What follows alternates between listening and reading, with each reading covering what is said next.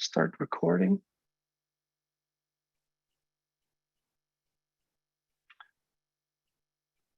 Okay, Daniel, if you wanted to begin, we're ready to go. Good morning, good afternoon, depending on where you are here in Canada. My name is Daniel Sanders. I work for the Office of Small and Medium Enterprise here out of Victoria. So as said, I'm connecting out of Victoria, and I acknowledge that I live, work, play, and study on the traditional territories of the Songhees and the Esquimalt nations. This is now me as Daniel speaking, as a father of two young boys. I have been very saddened by the discovery of the 215 children's bodies that have been found in Kamloops. We are holding them and their families in our hearts and minds. I wanted to welcome you to the Cando to Government presentation. We, the Office of Small and Medium Enterprise within PSPC, have been collaborating with Cando for more than 5 years. Last summer, I had the honor and pleasure to collaborate and work with Paul in creating a mentorship pilot for Indigenous economic development officers and entrepreneurs. It's about increasing procurement literacy. Paul, Tim Lowe from our office, and I have started working on the 2.0 iteration of the mentorship program. And now over to you, Paul. Thank you. Thank you, Daniel. My name is Paul Macedo, Communications Director with Cando, and Cando is the Council for the Advancement of Native Development Officers.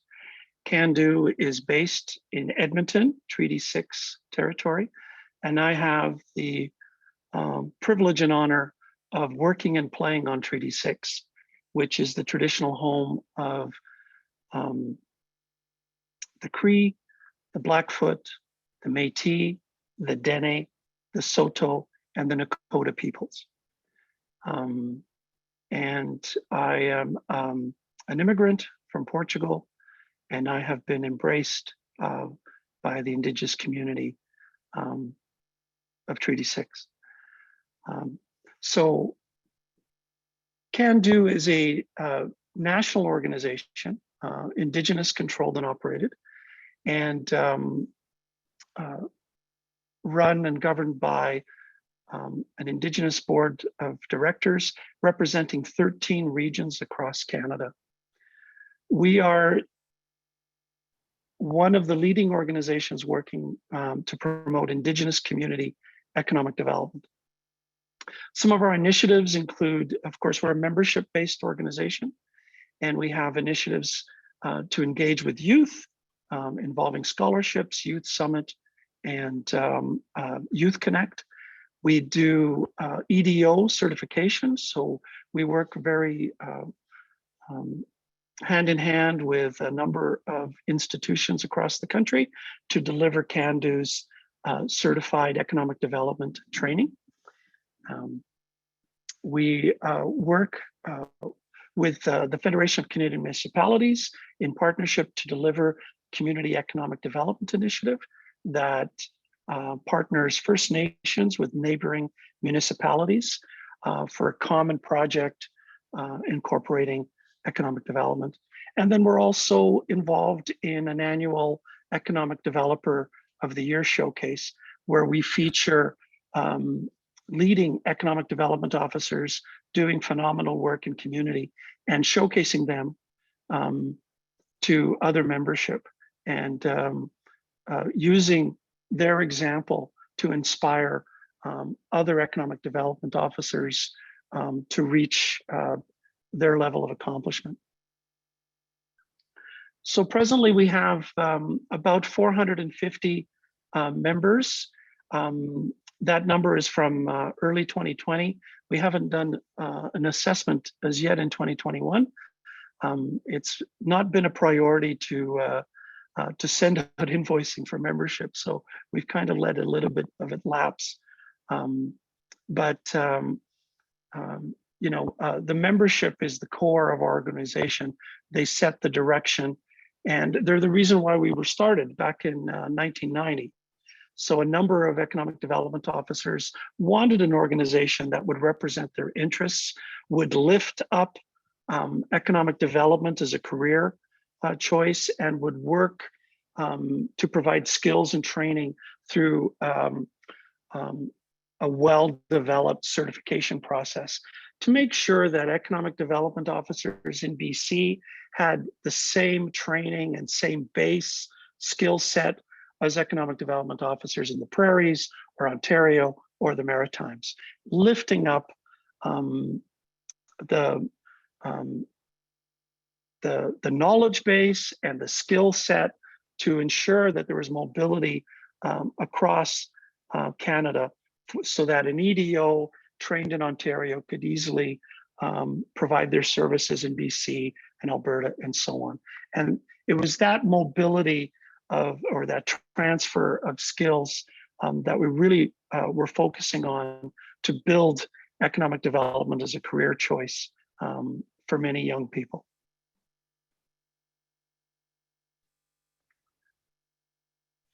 So Cando, we provide professional support to Indigenous economic development officers. We provide training, networking, and partnerships and educational opportunities. We're instrumental in facilitating partnerships between EDOs, academics, Indigenous leaders, and of course, corporate Canada and government representatives. As Daniel mentioned, we work very closely with PSPC and OSME and other government departments that have a shared mandate to serve Indigenous people. So our mission: to build capacity which strengthens Indigenous economies by providing programs, services to economic development officers. Our vision is to be the leading authority on Indigenous community economic development.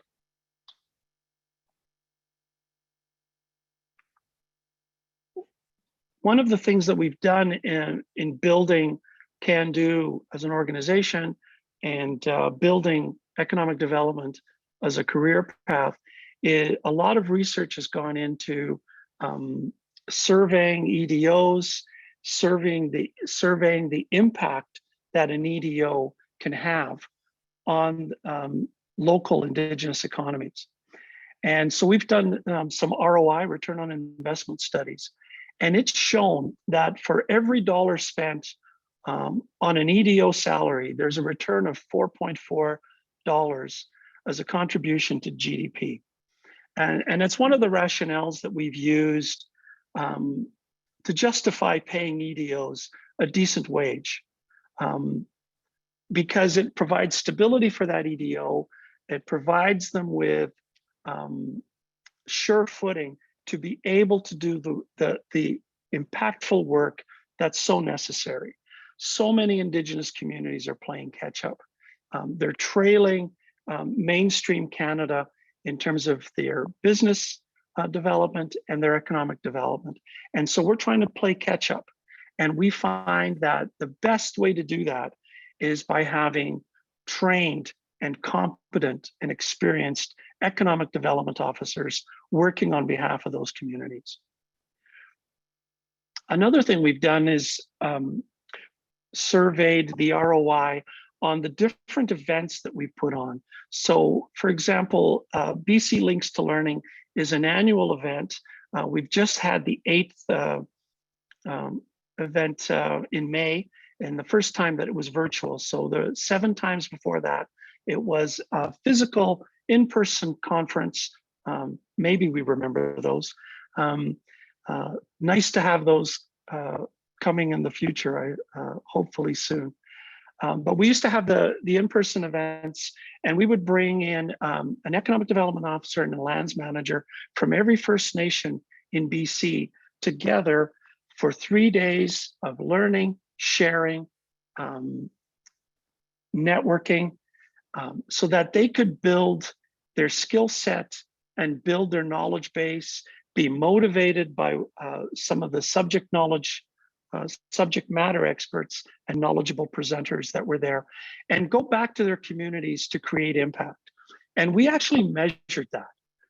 So for every dollar spent on putting on the BC Links to Learning Technical Training Forum, which is the detailed name for it, there was a matching $6.7 increase in GDP back in the community.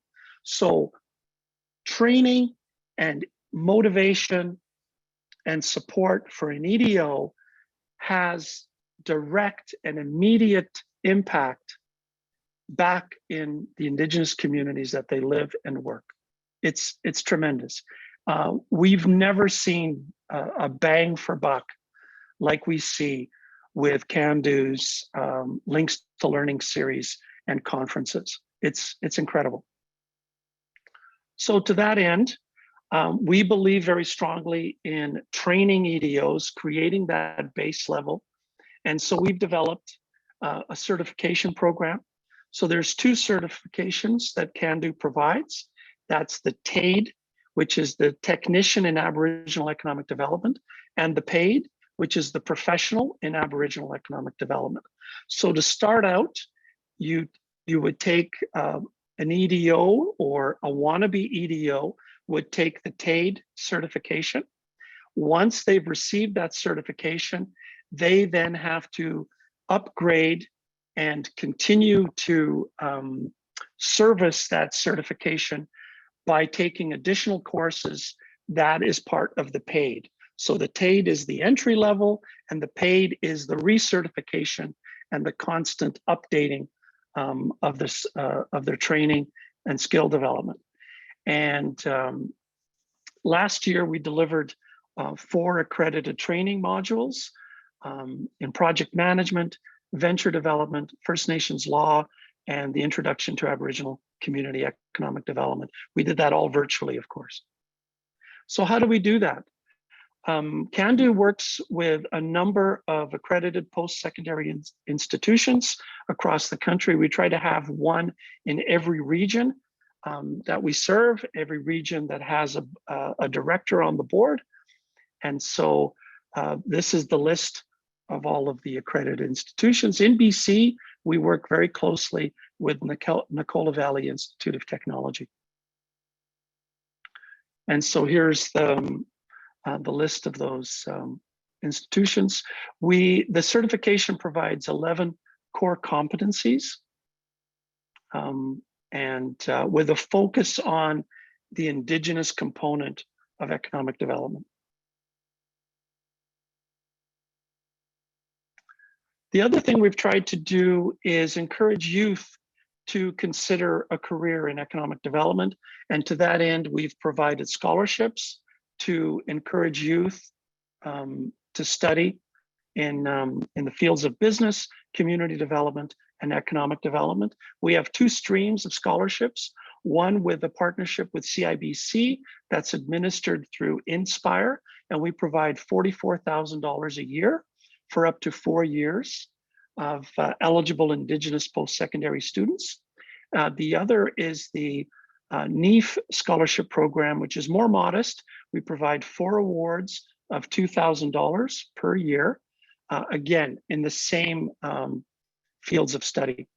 And so this is just the promotion that we have with Inspire, promoting their overall scholarship program is Building Brighter Futures, and ours is the CIBC Neef scholarship program. Like I said, $44,000 per year, and we have we've done that for 3 years now, and we have commitment for another 5 years of that program.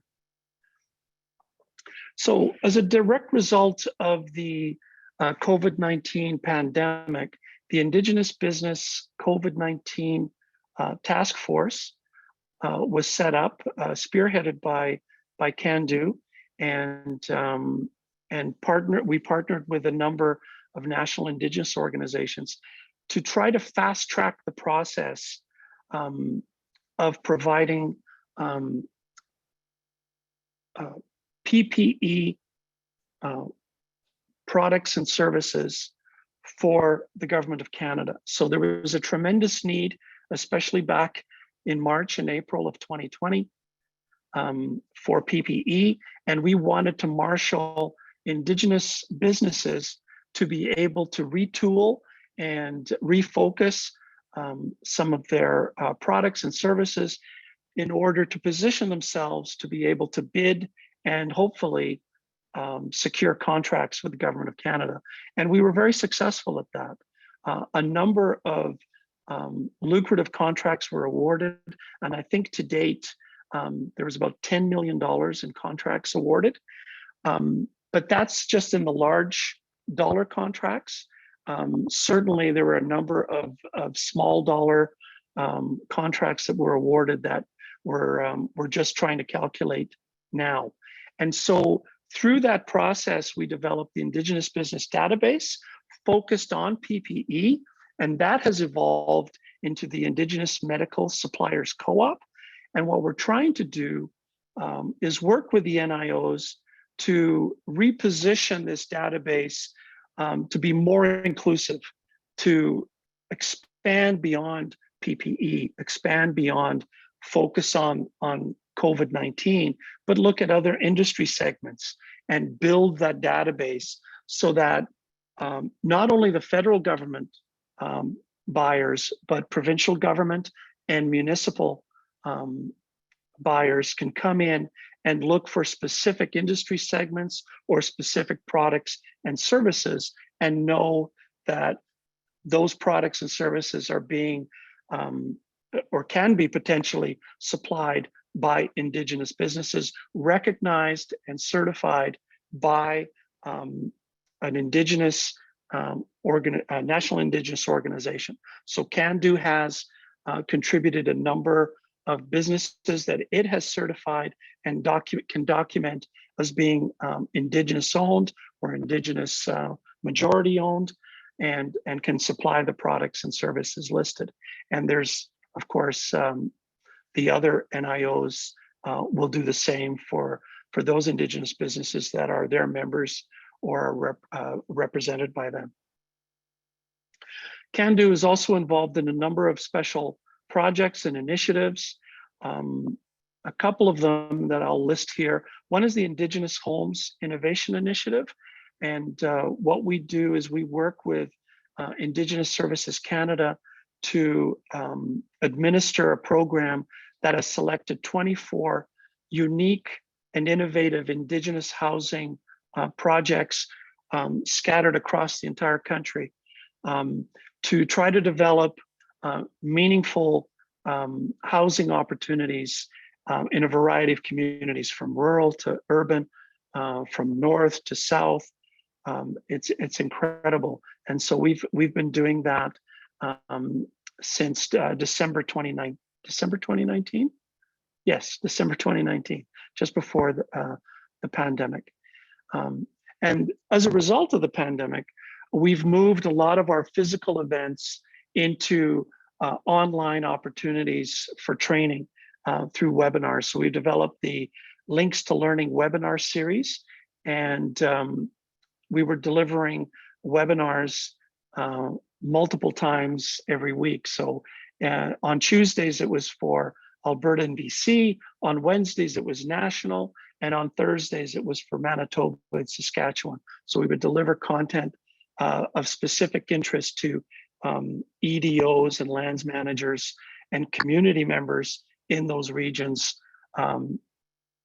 every week on Tuesdays, Wednesdays, and Thursdays. So we've slowed down the rate because I think a lot of people are a little zoomed out and kind of looking forward to having some more personal time in the summer. So we've slowed that down to just Tuesdays and Wednesdays now. Another significant project, I mentioned that early on, is the First Nations Municipal Seti Community Economic Development Initiative. And that's a partnership program with the Federation of Canadian Municipalities and Cando. And so far we've delivered this program to 18 partnerships. So you have a First Nation and their neighboring municipality, they get together, they work in partnership to put together a proposal for consideration. We then look at that proposal, and it has to be centered around economic development deliverable. So it could be a tourism operation, it could be a shared infrastructure program, but has a community economic development component built into it. And we like to think of that as that's the carrot. That's the destination. But a lot of the work that Cando and FCM do is in building trust in that partnership, building connections between the partnership, because sometimes they've only come together enough to put the proposal together, and they don't actually have a meaningful working relationship together. And we want to ensure that one of the leave behinds of them being in the program is that they have meaningful engagement and understanding of each other, and that this one project that's part of the program is only the beginning of future projects together. So we've worked with very small partnerships, and we've also worked with very large partnerships. One of the largest is the partnership between Enoch Cree Nation, just west of Edmonton, and the city of Edmonton. And we've been working with them for 5 years. They graduated in 2020, and they've actually celebrate the working relationship, not only between Chief Morin and Mayor Iveson, but also down through the organizational chart in each respective government body. So they're, the chief and the mayor are friendly and have working relationship, but so do the economic development officer and economic development department, and so they're meaningfully engaged and connected, and that bodes well for some of the projects that they have that are now outside of the Seti program. So just as an example, they develop joint economic development strategies, including tourism, industrial lands, design and marketing. They focus on land use planning, so boundary protocols, duty to consult tools, shared waterfront planning, transportation and green energy, and public education, employment, sports and recreation. So there's a wide variety of initiatives, but all sharing some element of community economic development. So again, I mentioned we at Cando are working to provide outreach to youth and encourage their participation in community economic development, and hopefully creating enough interest so that they consider economic development as a career path. And to that end, we've developed the Economic Development Youth Summit. And so last year we delivered the 3rd annual virtually. This year, from August 9 to 13, we're going to deliver the 4th Youth Summit, again virtually. And what we do is we bring in youth from across the country. They have to apply, and they have to be successful, chosen based on their experience, based on what they hope to accomplish, and based on what they hope to teach other youth that are coming. It's not only about what they can take away from the experience, but also what they can contribute and leave behind for others. And so we bring these youth that have different backgrounds from different communities, some urban, some rural, and we put them in teams, and they learn in teams what the role of an economic development officer is, what the duties are, the skill sets that they need, the consideration that they have to have, so that they can develop a 5-year economic development plan for a First Nation. And then they present that plan to a judging panel of 8 to 10 subject matter experts, bankers, financial experts, EDOs, entrepreneurs, of from a variety of fields so that they can best determine who has made the best strategic plan. I guess, man, I kind of stuttered there for a second. Looking at who has created a presentation that would best move the First Nation forward in terms of their economic development strategy. And so they compete. So they work in teams, they compete.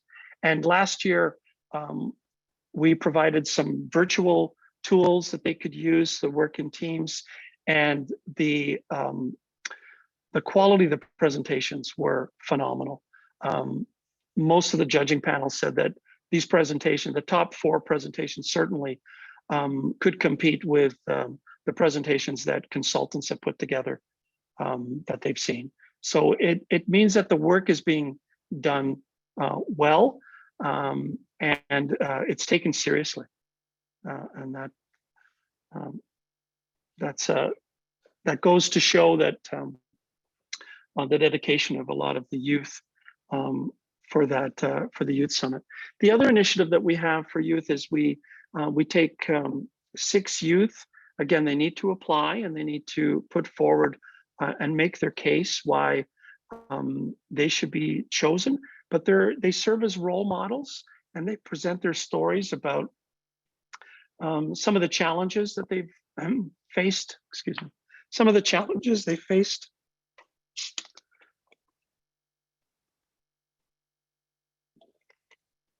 And of course, how they've overcome those challenges. And so we bring them and we present them at the Cando conference, and they share their stories.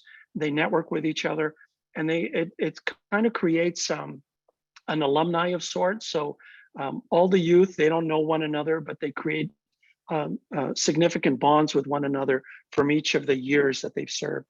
And they're very inspiring, and the impact on the fellow youth that are presenting, but also on the EDOs and the local youth that are invited is tremendous. So again, focusing on youth, we've developed Youth Connect, which is a way to engage with youth on a regular basis. So we have open forums and engagement opportunities virtually with youth from across the country. And we're building our database of contacts because it's from this database that we can then look at who is going to be serving on the Youth Summit, who is going to be invited to participate on the National Youth Panel, and of course also who we're going to communicate with about some of the scholarship opportunities and other opportunities moving forward. Tools and resources. We publish a series of guidebooks that we're currently in redevelopment, and we hope to publish the new guidebooks this fall in 2021. We also have the Journal of Aboriginal Economic Development, which is a scholarly journal showcasing top reports, focusing in on research for promoting Indigenous economic development. So case studies and some of the leading uniquely Indigenous perspective scholarly reports go into the journal, and that's distributed to Cando members and all Cando conference delegates at the annual conference. Sorry, I'm just going to admit a few more people. And then, of course, we've built a tremendous resource of our with our website. We have a bi-monthly magazine. We have weekly e-newsletter, and we have a really robust social media followers. And so with our newsletter and magazine, we reach about 8,000 on our database, which is pretty significant. And via social media, we have about 5,500 that we reach via Facebook, Twitter, and LinkedIn. So those are significant audiences. And then, as I mentioned, we also do the Economic Developer of the Year Award, showcasing the leaders in Indigenous economic development and sharing their successes, their challenges, how they've overcome that with other EDOs in an effort to inspire them to reach their heights or even greater. That's something we've done for about 15 years now. And then we have our culminating event, which is our national conference. We're going to host the 28th in 2021. We're just now deciding for sure if it's going to be virtual or in person. I think it's going to be virtual. It was virtual last year, and it was very successful. But it's a phenomenal event because it brings EDOs and subject matter experts from across the country for 4 days of learning and sharing, networking, of sharing in our successes through the National Youth Panel, the Women in Business Panel, the Cando Economic Developer Awards. And it's a tremendous event, very, very inspiring and very motivational. So I'm just coming up to sum up. So, you know, at the core of what we do is the membership, which I said is about 400 to 450 active members. From the membership, we create our board. So you have to be a member to be on the board. And the membership and the board are playing lead roles in some of the committee work that we have. So that's the youth committee, the events committee, education committee, and the journal committee. But those committees also involve people that are not members or on the board. So it has to have members and it has to have board members, but not everybody has to be in those two categories. So it could be public at large, just to get perspectives.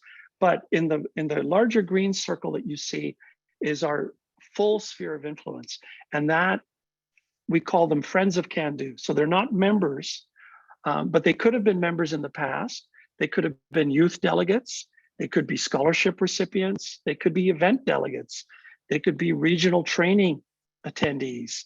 They could be professionals and subject matter experts. They could be speakers, social media followers, and those that have attended our webinar sessions throughout the years. So all these people, all these contacts are part of our sphere of influence.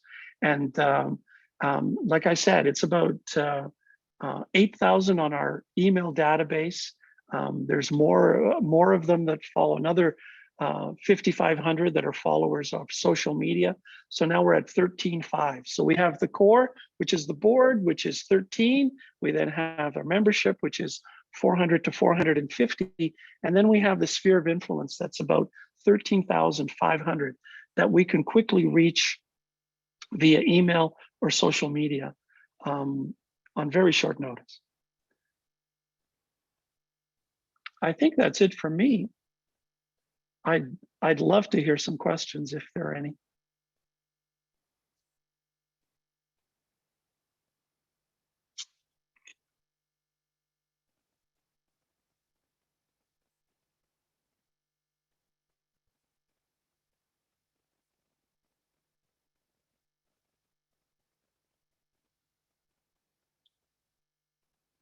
If anyone has any questions, just turn on your microphone.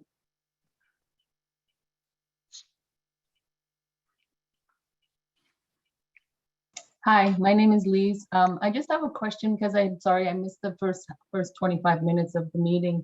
And when you're looking at the membership for this community, is it anyone across Canada that is youth in an Indigenous community, or is it just university students or government employees? So Cando members are typically professionals working in Indigenous economic development and are working for the benefit of Indigenous communities. They don't necessarily have to be Indigenous, but they are working on behalf of Indigenous communities.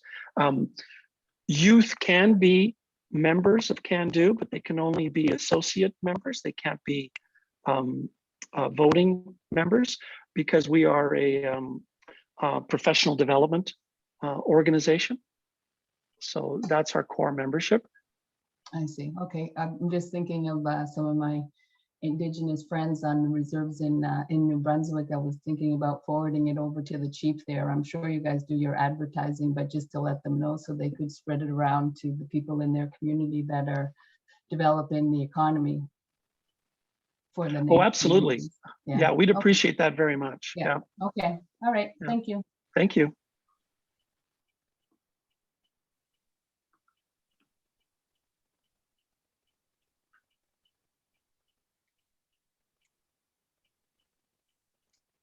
Good day. I have a question regarding infrastructure. Go ahead. What are the funding limits or the funding amounts available, and what types of infrastructure do you fund? We don't fund infrastructure. We can certainly put you in contact with those that do. So what we try to do is we share infrastructure funding from different departments, and we create or we've developed a conduit to share information to the community and then back and get community information back from the community. That's typically what we do. The only infrastructure that we're involved in right now is the housing program, but those funds aren't provided by Cando. That's through Indigenous Services Canada, and Cando is the administrator. We make sure, you know, that benchmarks are set, that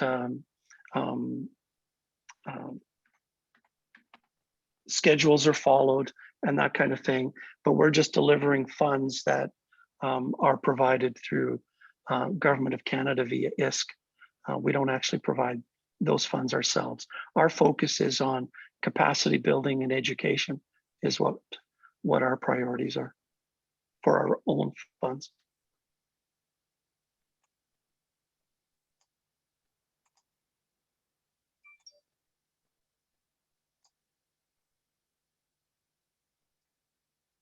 Thank you for that. I work for the National Indigenous Fisheries Institute, and building capacity and infrastructure in remote northern Indigenous communities is really what I do on a daily basis. And I'd like to learn more about how we can possibly work together in the future.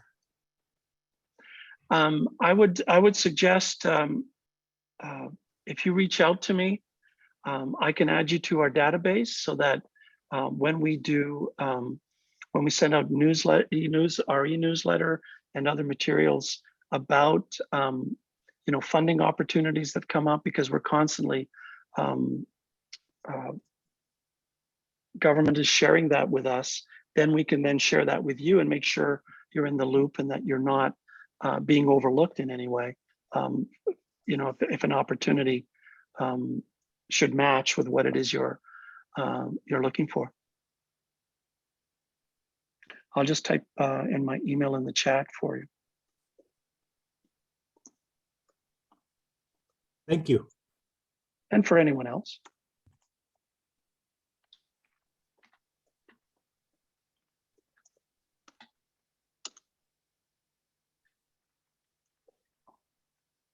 Hi, my name's Jonathan. I am from the Contract Security Program at PSPC, and I was wondering. I just want to make sure that the Contract Security Program is a resource that is, let's say, seen as being an option for the community, well, for the businesses, the Indigenous community, the Indigenous businesses. I mean, whenever there is a contract with us, whether it is secret or top secret or reliability requirements, we would be included in that. Just want to make sure that we are seen as being a resource for them, for the businesses. Again, the only way we can do that is if you share that information with us. What we've done, we're kind of, EDOs are the hub in the economic life of each community.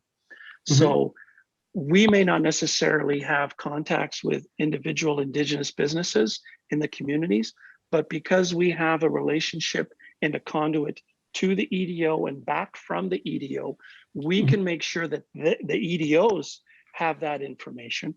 Then the EDOs will disseminate that information to those businesses that they see are able, willing, ready, capable, that kind of thing. So the EDO then, kind of like a librarian, determines who is in need of what information. They house that information until it's needed. And so we have a well-established conduit into and out of the communities because of the EDO relationship. And so if you send me that information, I can then utilize one of our media tools to be able to share that with EDOs. And we can segregate it. We can share it. We can share some content with every EDO. We can share some content with EDOs in Northern Alberta or Southern BC, or NWT only. So we can segregate it by geographic zone, and so you can target the information to specific communities or regions. We can do that for you. Okay, so then we could let's say use your contacts in order to reach out to communities. Okay, neat, perfect. Yeah, all right, absolutely. So then, I'm thinking about maybe either giving out presentations to them, just so that this way they know about the program, they know what are the opportunities to doing business with the government, the federal government, and if there are security requirements, then how to get on board with that and try to help them out with this. So that's really what I'm trying to aim at here. So as an example, what we've done with PSPC and OSME is we share their information. We have dedicated, we call them e-blasts, that are just focused on the one topic, and we send that to a segment of our database. And then we also provide opportunities via webinars. So if there's a presentation that you want to make, and if that invitation is to a specific group or to a large group, whatever, we can narrow down the focus and the invitation to allow them to engage with you via a webinar, via an online presentation, or via delivery of content through e-blasts and so on. So we've been doing that for 3 or 4 years now, and so we've got a well-developed communication strategy for that. Perfect. And thank you very much. So I have your email into the chat, and I'll be sure to reach out to you then. Absolutely. I'd be happy, if you want to send me an email, anyone, and just make an inquiry about what it is you're wanting to do. If we can't do it, we probably know somebody that can help you anyway. We're not a solution for everyone and everything, but we've got a well-developed communications conduit into the communities, and I know that it can be of help to a lot of folks with their that are struggling to do their Indigenous outreach and share the valuable information that they have. They just don't know how to do it effectively or efficiently, and we could be able to help. Right. Thank you very much. You're welcome.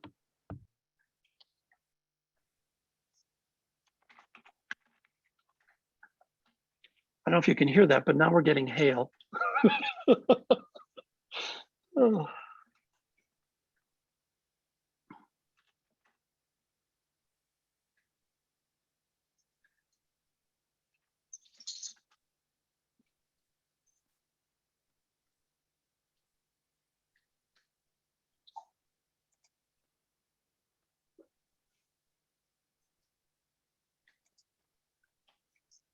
Are there any more questions? Hi. I just had one. I just help me understand a little bit better. Sorry, my name is Teresa. I'm from Infrastructure Canada, and you're saying so the EDOs, they work on behalf of the communities, helping them with their economic development. Can you give me like an example without like, you know, in terms of security or sensitive information or anything like that, of a business and in a community and how the EDO went about helping them increase their economic, I guess, their revenue or? Sure. So an economic development officer typically works for the First Nation government, is hired and is responsible to chief and council. And so they're an employee of the First Nation government. But in many communities that have a more developed economic development department and operation, they can have multiple EDOs working for an economic development manager that is responsible for chief and council. And so there could be multiple EDOs working, you know, in different industry segments. Maybe they have a focus or what have you. So typically an EDO is very entrepreneurial in mind and focus. They're looking at opportunities. They're bringing those opportunities and presenting them to chief and council for further consideration, investigation, and that kind of thing. And then together they make a decision about whether the community is going to invest in business development or business opportunity or create an economic development opportunity, or an EDO can help with those existing businesses to develop them further, maybe to get them from a sole proprietorship to hiring 2 or 3 members, because what they're trying to do is simultaneously build revenues, but also build employment. So they're looking for ways to kind of create local employment opportunities for their membership and promote entrepreneurship. So over the last year and a half, there's been a lot of EDOs working to build new business development in the communities, to foster entrepreneurship, to kind of fast track some of the business development in the communities in an effort to reduce unemployment through that way. So if you're not, if you haven't been able to find work, maybe you can create work for yourself by starting a business, or by taking the crafts that you've been using to kind of relax. Now you may be able to turn it into an actual business and revenue. So they're looking, EDOs are looking kind of as an umbrella and what is good for the community as a whole. But what I say is, if we provide entrepreneurship information or funding for Indigenous entrepreneurs, young entrepreneurs, to the EDO has an assessment already of what the skills are, what the capacity is in the community. So they can then take that information and go to the 5 or 6 or 8 youth that they think are on the verge of starting their own business or developing that business idea further, and saying, look, I've got this information, these resources that can help you. Maybe you can leverage some of the funds that you have from the community and work with a national organization to grow that the funds available. So we've used, for example, Futurepreneur in several communities where they can leverage some of the dollars that are raised by the youth, and all of a sudden they have $20,000 to start a business instead of 5,000 or instead of 10,000. But the EDO has that information and then can impart that information to those that they see fit. And it could also be procurement. Here's a request for proposal. Now, who in my community would be able to put together a bid? I'm going to go talk to them, and I'm going to sit with them and help offer my services to get registered and to work on the proposal. That's what an EDO can do, is tag on to community businesses and say, look, I'll help you do this so that we have a win for the community. Because if you get the contract, you'll hire more people, you'll have more revenues, there'll be greater impact for everybody in the community. And so the EDO is constantly thinking about all these moving parts, kind of like a traffic, air traffic controller. You know, all this data coming in, and they're quickly making decisions on who can best use that data to grow the economy locally. Okay, great. Thank you. You're welcome.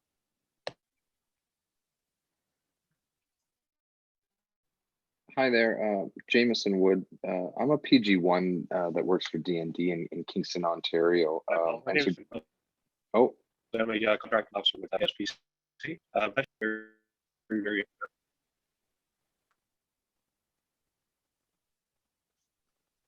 sorry, go ahead.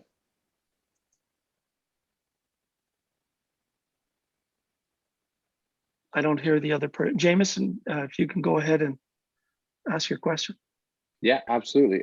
Just on your note of and procurement, is there lists of EDOs kind of readily available? Because as you mentioned, as someone that routinely sends requests for proposals and requests for quotes out, you know, if I could connect with that person, you know, and learn some of the businesses, you know, that are readily available for, you know, just an example, landscaping services, then I would know, you know, oh, when I have a landscaping contract come up, then maybe I could send one over to the Tynanega Mohawk Reserve kind of thing, and then see if we could get a company to bid on it from there.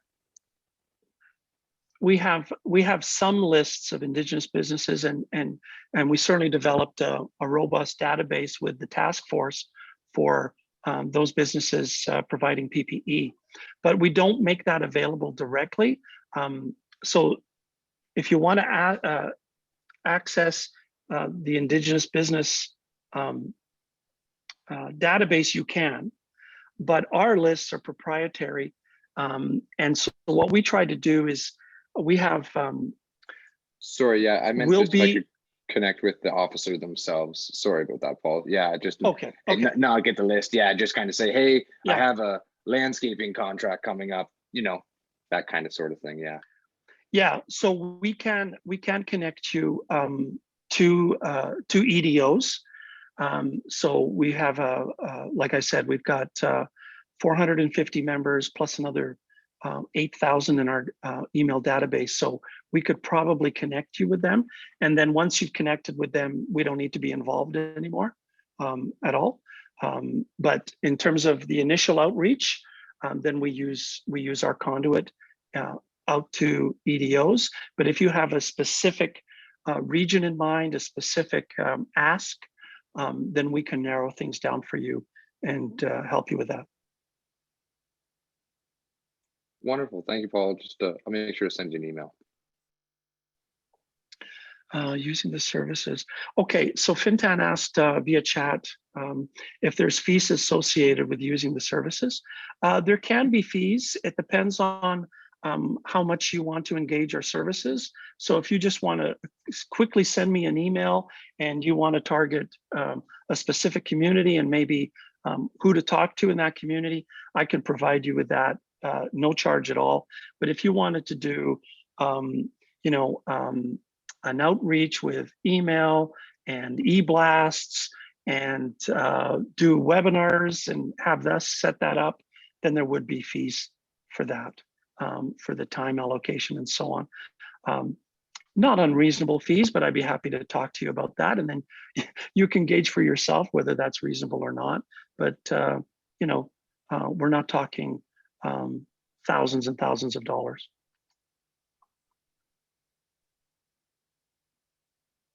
You know, we're kind of,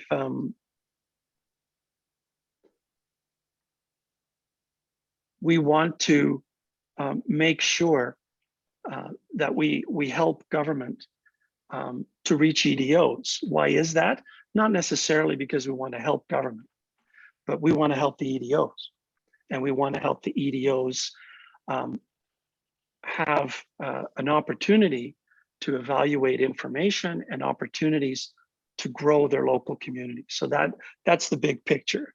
We want to help government, sure, but that's not our primary focus. Our primary focus is on helping our member EDOs out in the community to be aware of opportunities and to position themselves to take advantage of those opportunities if that matches with their goals for their community. It's not a one size fits all. We're just a way to share opportunities and then let the communities decide for themselves on the path forward, and supporting them whatever their decision is, whether it's to move forward or not. We will support them in that. Hi, Paul. So again, yeah, sorry. go ahead. So I'm with Western Economic Diversification, and I'm just started doing some work with community futures organizations. And I was wondering if you guys had some connections already with community futures organizations, or yeah, if you could expand on that a bit. Yeah, we absolutely do. In fact, some of our board members, our current board member for Alberta is the head of Treaty 7 Community Futures. And a couple of our board members have been connected to or still connected to community futures in the regions that they serve. So yeah, we have good working relationship with community futures, particularly in Alberta and BC. Gotcha. Thanks.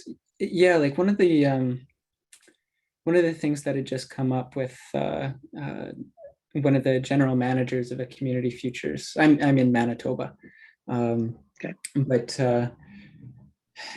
they were having trouble finding somebody who was qualified and willing to work. They just had an opening come up, and I don't know, this sorts of training. It sounds like it could fit, but it doesn't. They were, in talking with the manager, he was interested in the skills of an economic development officer from surrounding communities, but didn't want to, sort of quote unquote steal one of them and then lessen the capacity elsewhere. I wasn't sure if there might be some sort of training opportunities with community futures organization employees, or if there's anything there. Yeah, there absolutely could be. I mean, we haven't, when we do our accredited training opportunities, we open it up to everybody. The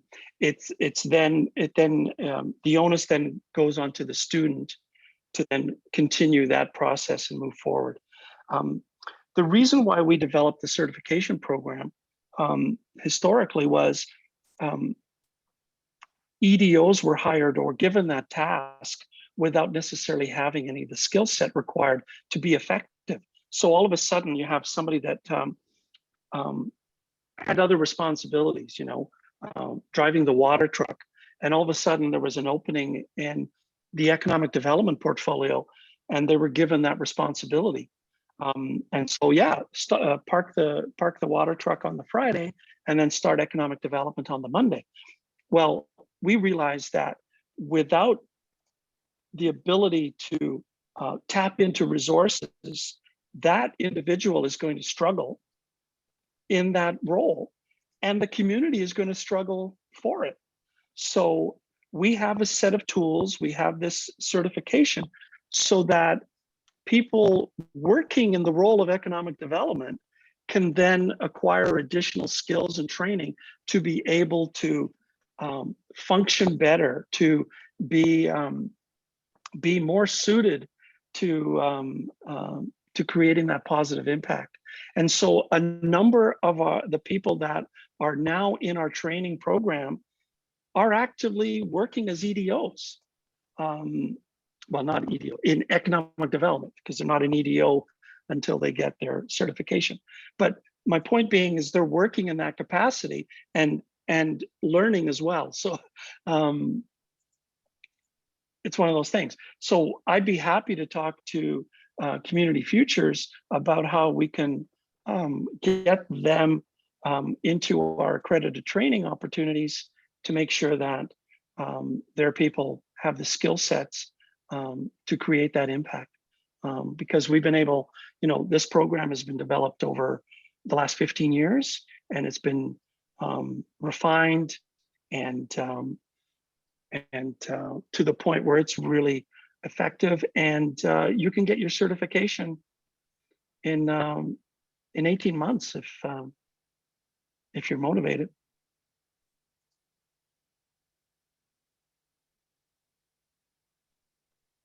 Great, thank you.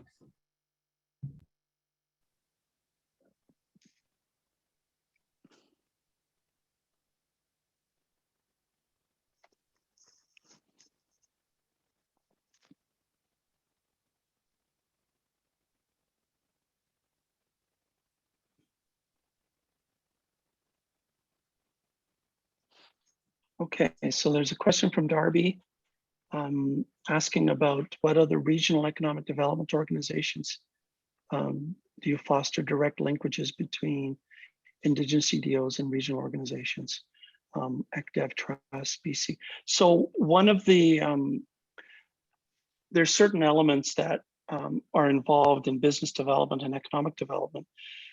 So Cando provides the capacity building and the training, the skill enhancement, and networking as well.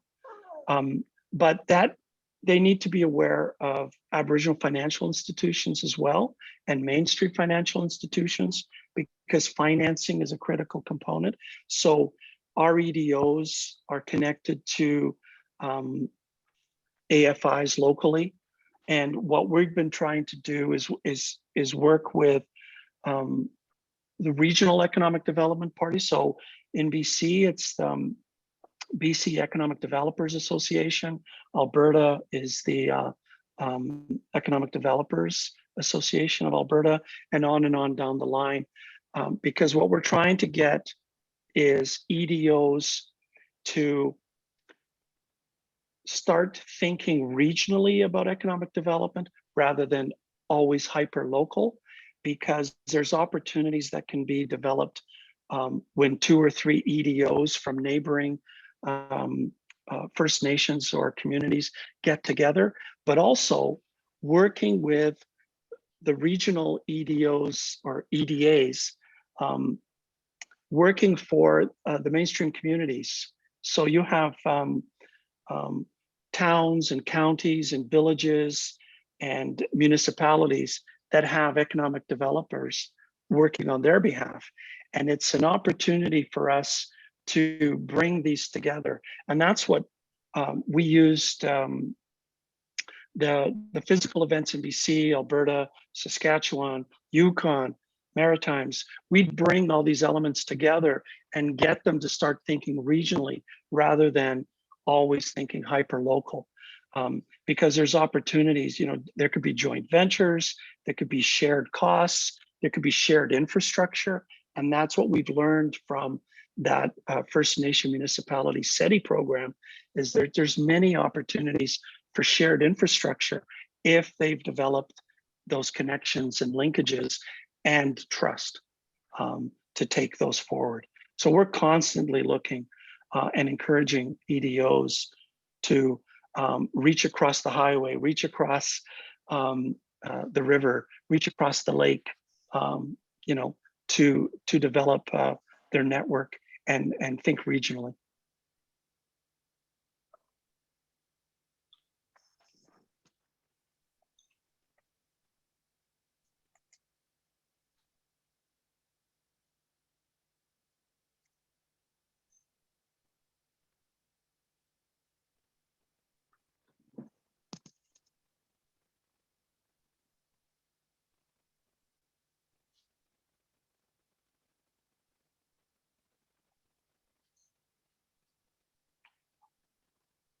Okay, if there's no more questions, I want to thank you for taking time today to listen to me and hear about what Cando can do for you.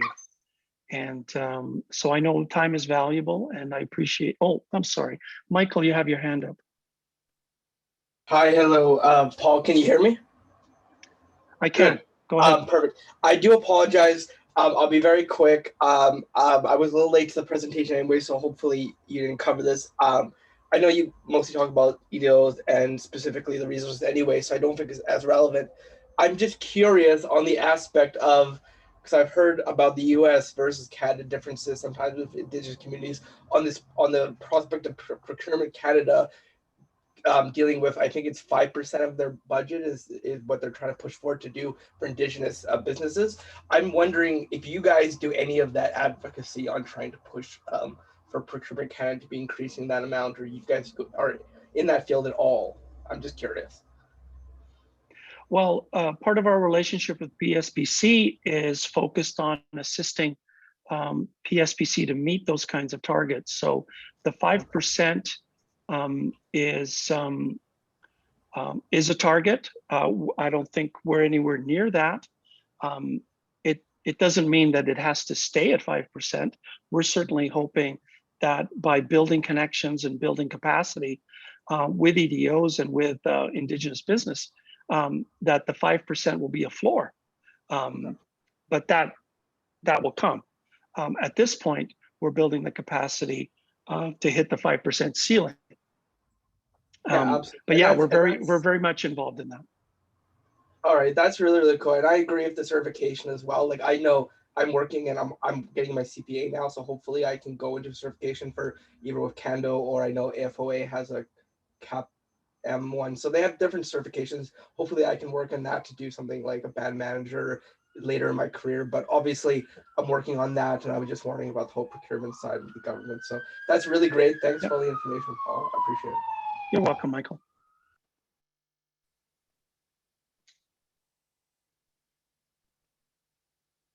Okay.